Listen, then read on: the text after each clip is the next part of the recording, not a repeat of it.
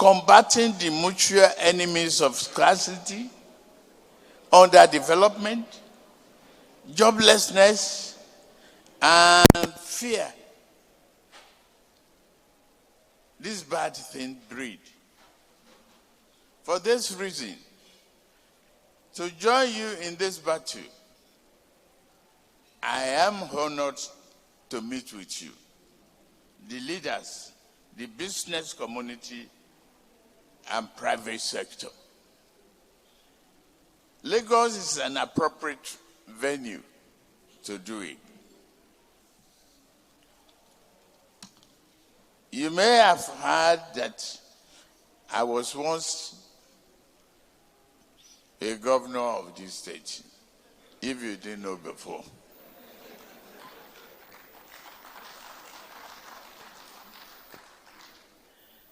I was once governor. May I remind you that when I first entered office, Lagos was a different story. I listened to the current governor, Mr. Babajide Sanwo-Olu. I feel thrilled. I thought my day was made. I don't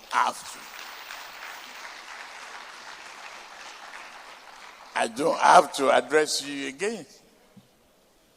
He said it all.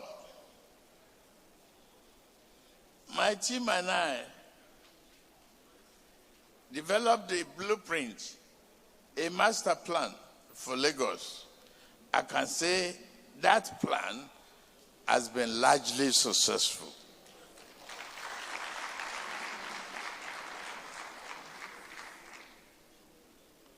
We turned this state into a safer, more prosperous place where people can go about any legitimate vocation or venture, regardless of their ethnicity, religion, region, or prior social status.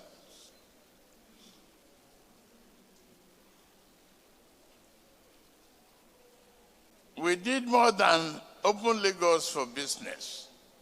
We opened the door for all Nigerians to join and experience the recent things progressive democratic governance can bring.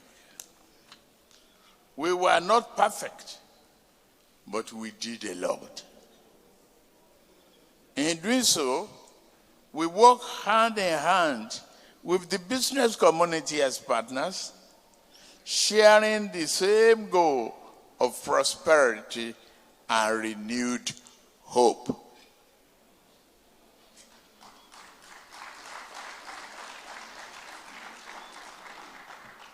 Well, as you might have heard at some point recently, I now stand before you seeking a bigger yet similar job. The pragmatic problem solving and teamwork, unbreakable teamwork that improves Lagos is what I want to bring to the nation.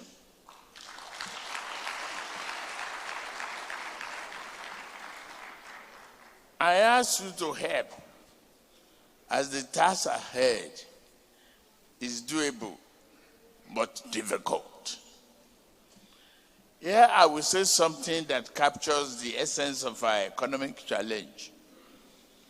Each of us has the voice, this belief, before in various ways, and you own your words. Each time I say or hear it, I become humbled by the enormity of what we face. Yet, I'm also inspired that we can surmount this great challenge.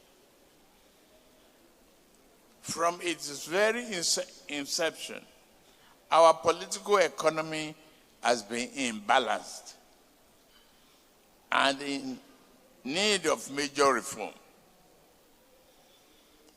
Our political economy is much too dependent on the export of raw materials or unfinished goods and the import of increasingly expensive finished products. Over the course of the time, gains from natural resource exports will prove largely insufficient to meet the rising cost of imports, let alone support even the most basic demand of modern democratic governance. The time is now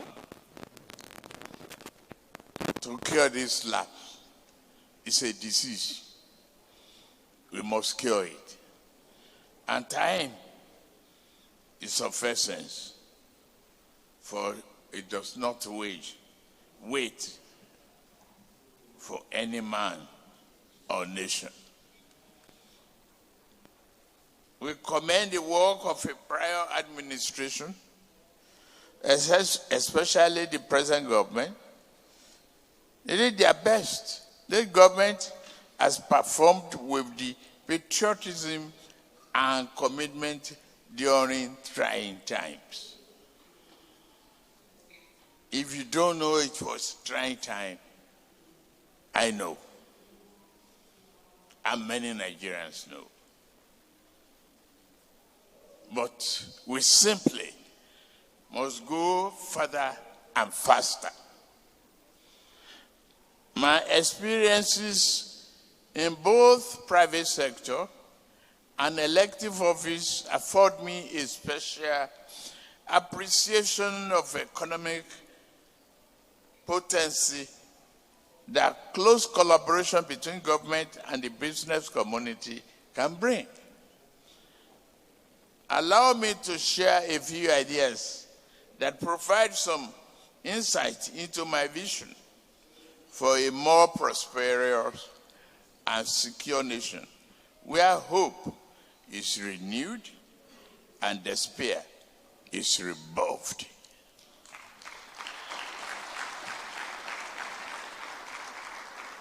Well, regular dialogue. All Nigeria must invested in a better future. We must maintain the channels and spirit of respectful and productive dialogue. At the same time, at times, what I say may help you. Other times, what you say may enlighten me. I must listen.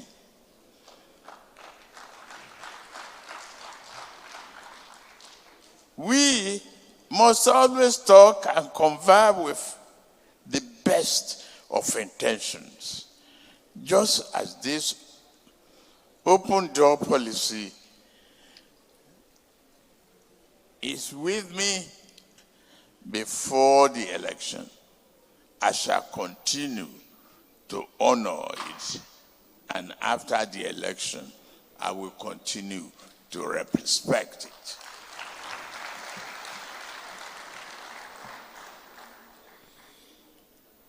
To revive the industry, yes, we have to.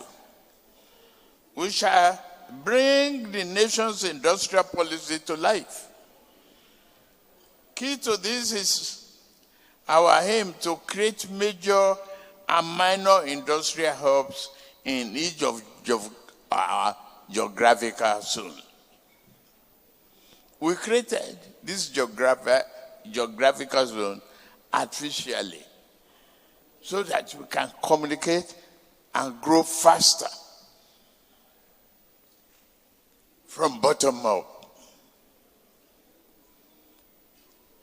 We shall not be satisfied by bolstering traditional sectors.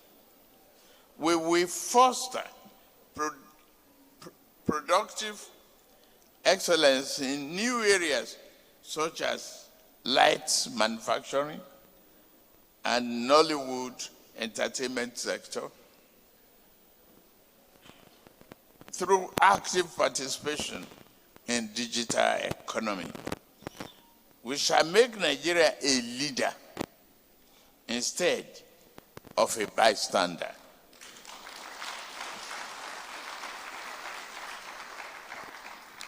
This is in the fourth industrial revolution. We must target, and we will, I assure you, target growth at very least. We must achieve GDP growth of minimum 6%, if not 10% per annum. Promote agriculture. We shall continue to press reforms in the sector that will increase productivity, improve farm incomes while lowering food prices, and bring enough food to the table of ordinary people.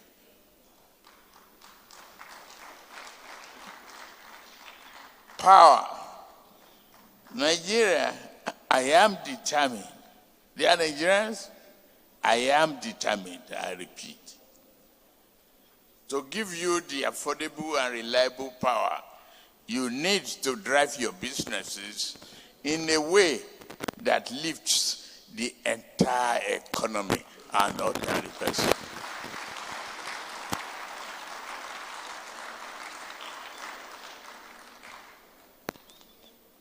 We must produce. We cannot produce without constant electricity. It's crucial. And we have what it takes to bring this electricity to you all. We have the gas. We have the sun. We have the wind. We have the water. What are we waiting for?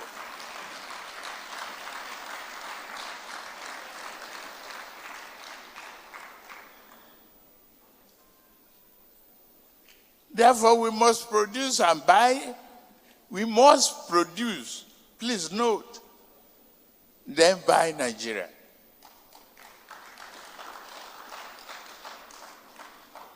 We see a consumer credit revolution. Work in concert with the banking industry. And I saw many of you here. I am excited. Very, very happy indeed. Led by the CBN,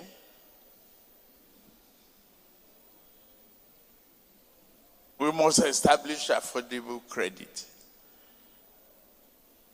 that enables the purchase of more cars made in Nigeria.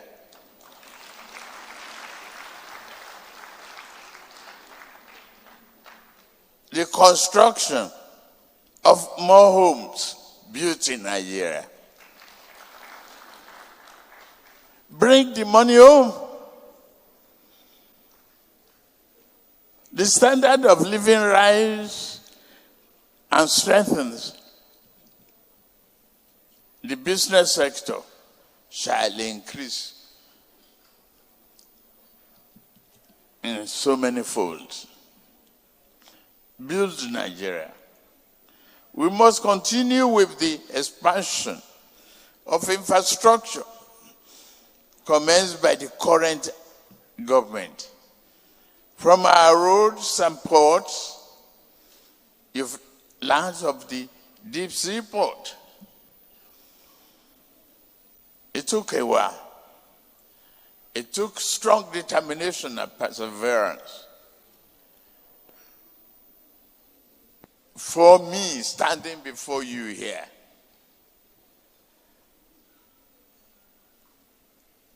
to start the dream and realize the goal of that seaport.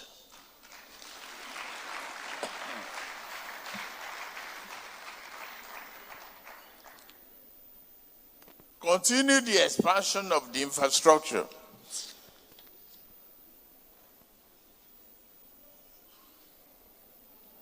Land and water management.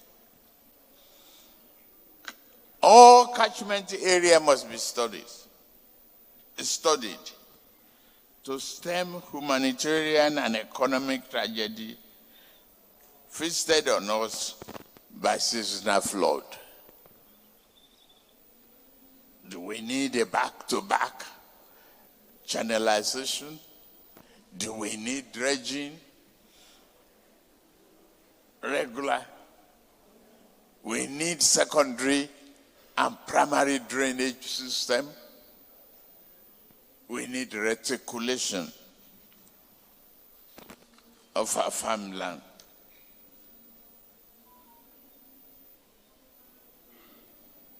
I have saved the most single important point for last. May I conclude with my thought on security.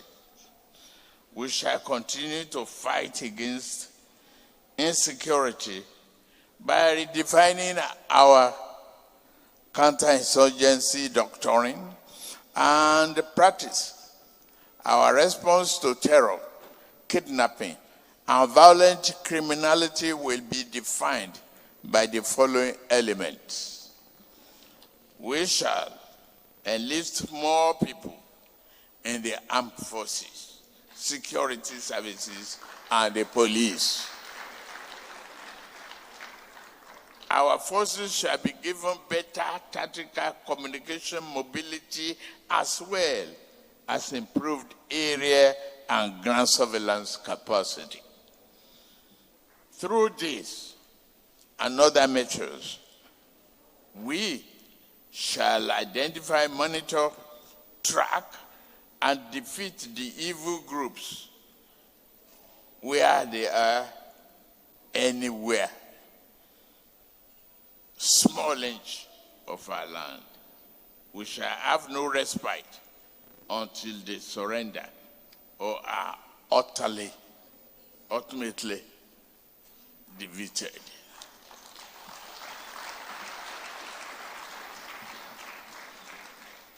What I've shared today is a brief overview of some thoughts on how to improve and protect our beloved nation. Town shall meet. Town hall meeting is but first of many sessions I would like to hold with you, the business community. Since you came as a group, I came as a member of your team.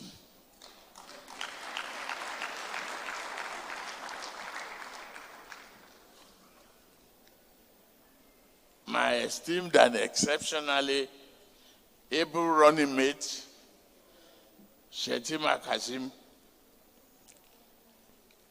will share his thought on key aspects of our action plan. Will we be followed by others who represent our now and tomorrow? You think young, you build young, you develop future leadership, you make a tomorrow better than today because of your faith and their capacity to dream, wonder, and believe that a nation is not driven by itself, but the content and the people who resides in it, who will not be satisfied with the average standard of living. A nation like Nigeria, the giant of Africa, it will move, crush all enemies, bring progress and prosperity for us today and tomorrow. Thank you for listening. Thank you very much. Your Excellencies, distinguished ladies and gentlemen, When I was coming for this function, my mentor, Mr. Jim Ovia, was understandably apprehensive, bearing in mind my spectacular performance at the NBA conference.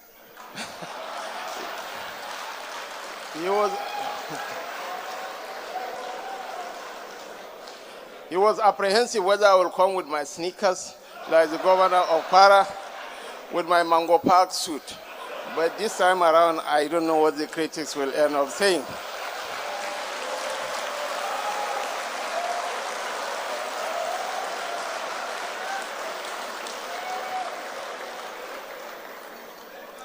Your Excellencies, ladies and gentlemen, I would like to thank our leader and presidential candidate, the quintessential Ashwaju Bola Ahmed Tinubu, for his sterling leadership thus far and for his profound words this afternoon.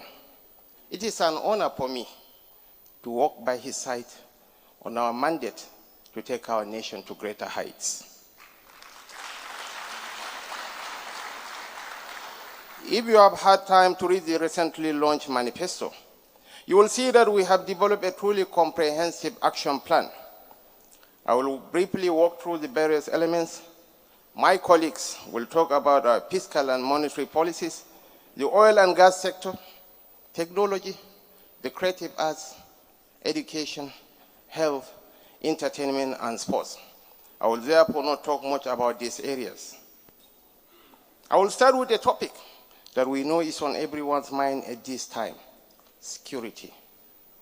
We recognize that insecurity is a major deterrent of private enterprises and investments, not to talk of the threat to life and livelihoods.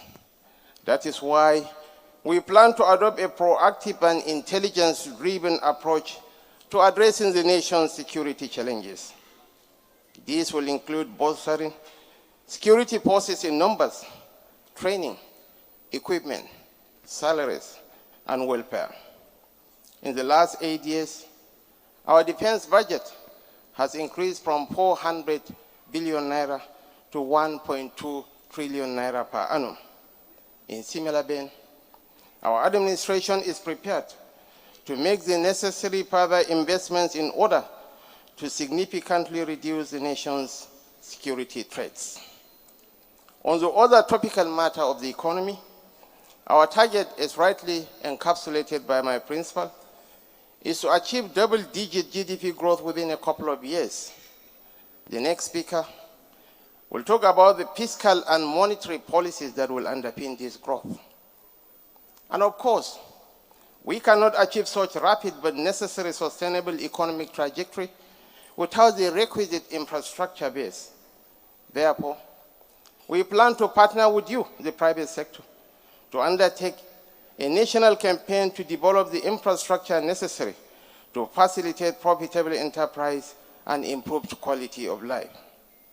We will continue to engage with you to ensure we are providing you with the support you require in order to develop and implement bankable projects. Of particular note are our planned reforms to reposition Nigeria for sufficient on-grid power generation, transmission, and distribution. We currently transmit about 4,500 megawatts, which is far below our installed generation capacity of approximately 12,000 megawatts. We probably need to generate and deliver 20,000 megawatts to drive rapid economic growth and development in the near to medium term. To this end, we will also implement reforms to drive investment in rural and renewable energy. Addressing our power issue is not a luxury, but a necessity and must be treated as such. And globally, housing development is a big stimulator of economic growth and improved quality of life. With this understanding, we will introduce policies aimed at reducing the housing deficit across the country. These will include streamlining the land conveyancing process and providing the necessary incentives to boost mortgage lending as well as consumer credit in general. Your Excellencies, distinguished ladies and gentlemen, The time has come for Nigeria to manufacture, create, and invent more of what Nigerians consume. As such, the Tinubu administration will work to align our infrastructure priorities with the Industrial Master Plan and introduce policies and incentives to encourage local production. As we have seen over the last few years, we cannot continue to be as import dependent as we have been. And shortly, my colleague Olu will also share more details about our plans to reform the oil and gas sector and how we are going to accelerate the full implementation of the PIA so as to fast-track the realization of the expected benefits to all stakeholders, including the use of our gas resources for the nation's electricity industry. Similarly, our action plan for agriculture will focus on how to increase agricultural productivity, mechanization, food security, and farm incomes. The impact of the recent floods on farms and lives has been a wake-up call for all of us. Our plans include establishing commodity boards, deepening the use of commodity exchanges, modernizing and enhancing our grain reserves, providing supporting infrastructure, and improving access to finance. As you may well imagine, another key priority for us is implementing reforms in the education and healthcare sectors aimed at raising the quality of lives of Nigerians, rich and poor alike. We expect to significantly improve the education sector by focusing on the following key indices: quality, access, funding, management, effectiveness, and competitiveness. The key thrust of our approach is to ensure that there is quality education for all. Technical and vocational education is improved, and tertiary education is placed on a solid and sustainable path. We are confident that these improvements will also yield significant benefits to employers. And as the saying goes, health is wealth. We'll therefore promptly address our nation's healthcare challenges, including inadequate health infrastructure, fragmentation, and overburdened workforce, poor insurance coverage, high maternal and infant mortality, inadequate preventive care, and dependence on imported medicines and vaccines. Please let me use this opportunity to applaud the role the private sector has been playing in augmenting the efforts of the three tiers of government in the education and health spaces. Mention must be made of the recent intervention by the private sector during the COVID pandemic. We trust we can count on your continued support.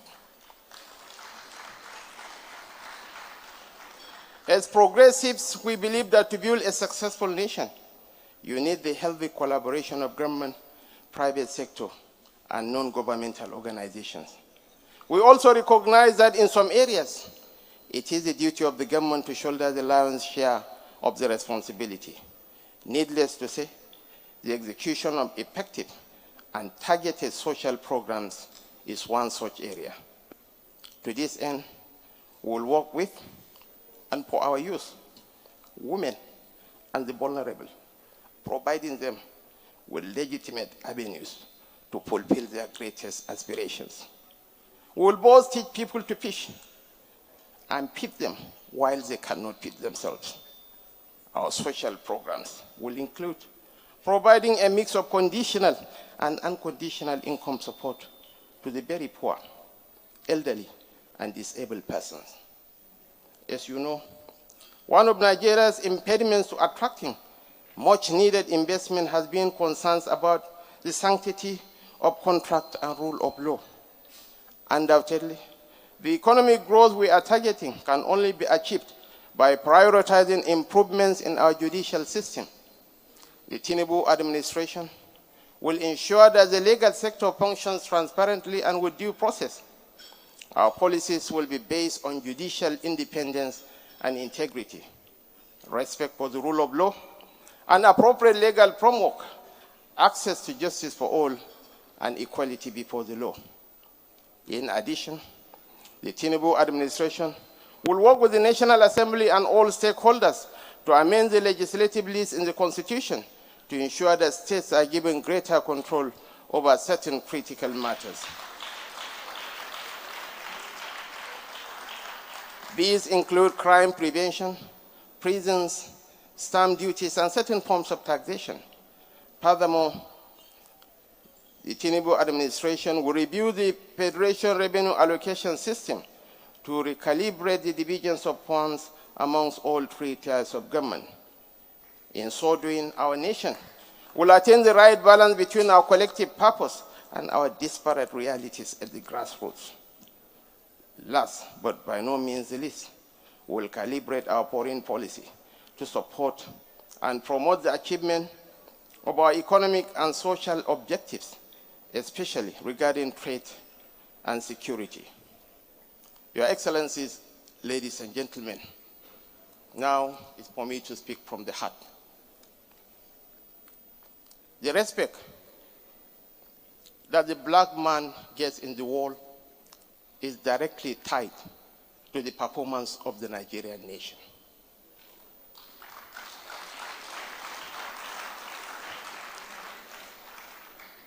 The nation is at a crossroad, never before in the history of this nation.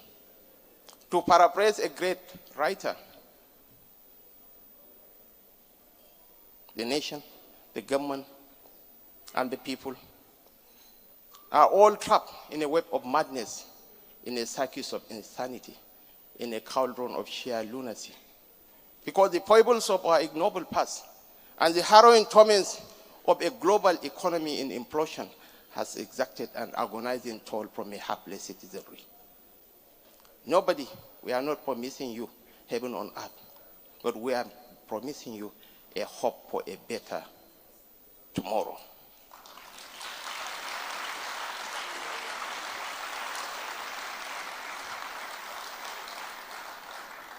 When you want to conduct the orchestra, you turn your back on the crowd. This gentleman seated is one of the most demonized Nigerians. But get it from me. Take it from me. As I have always said,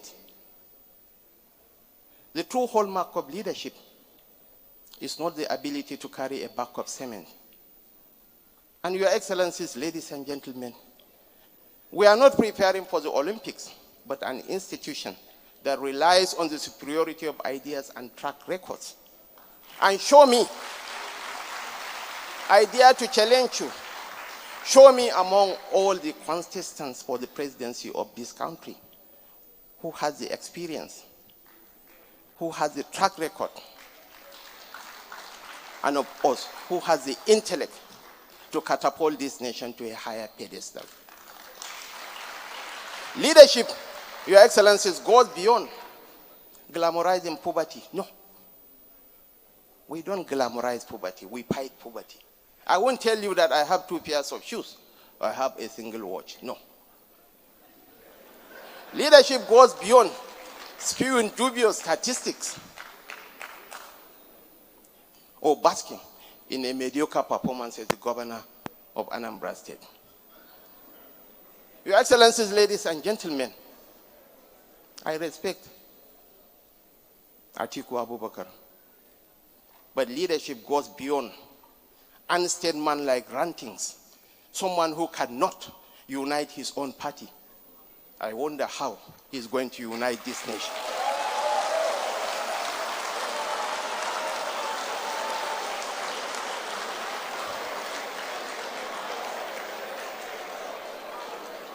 The world is talking of artificial intelligence, of big data, of nanotechnology. The training that the elder statesman got from Kano School of Hygiene was that of a wole.